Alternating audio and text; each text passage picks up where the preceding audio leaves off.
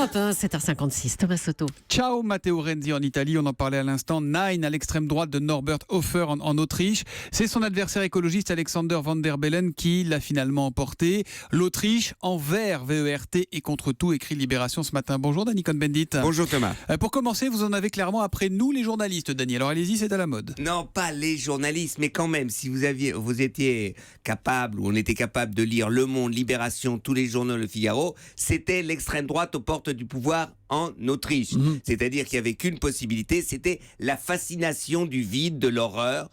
Voilà, il n'y a que l'horreur qui existe et personne ne donnait un copec sur le vert. On n'en parlait même pas. Sauf vous, ce qui prouve que vous n'êtes pas complètement journaliste encore. Voilà, exactement. Non, et je veux dire qu'alors qu'on pouvait, depuis 15 jours, on voyait qu'il y avait une mobilisation extraordinaire de maires de droite, de vieux briscards sociodémocrates, de la société civile, de jeunes qui faisaient campagne pour Van der Bellen. Et la preuve, c'est que les villes et tout ça se sont révoltés et Van der Bellen est passé. Donc pour vous, il n'y avait pas de faux suspense, quoi. C'était clair. Mais sur le fond, la victoire de Van der Bellen, ça change quoi ?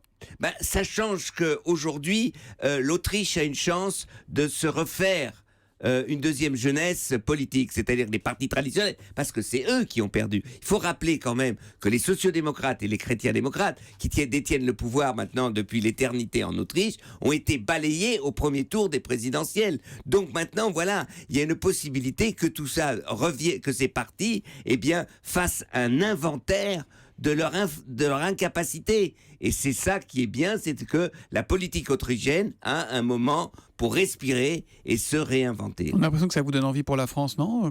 Il n'y a pas un petit parallèle dans votre esprit ?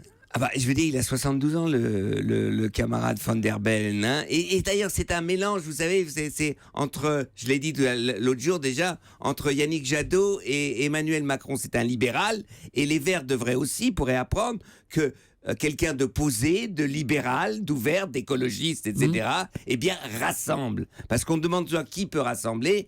Par exemple, Van der Bellen a été très très fort pour rassembler. Et vous avez quel âge, redites-moi ? 71. Ça vous donne pas envie, non ? Non, pas du tout, mais c'est...